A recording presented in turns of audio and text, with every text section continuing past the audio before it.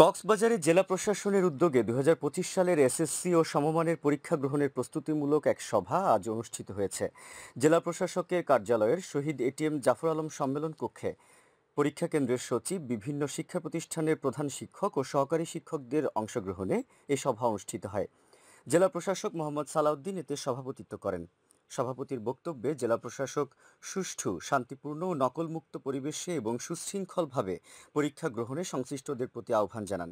এছাড়া কেন্দ্রগুলোতে পর্যাপ্ত আলো, প্রশ্ন ফাঁসের গুজব প্রতিরোধ ও পরীক্ষা চলাকালীন কেন্দ্রের আশেপাশে ফটোকপি মেশিন বন্ধ রাখার ব্যবস্থা নিতে হবে বলে জানান তিনি।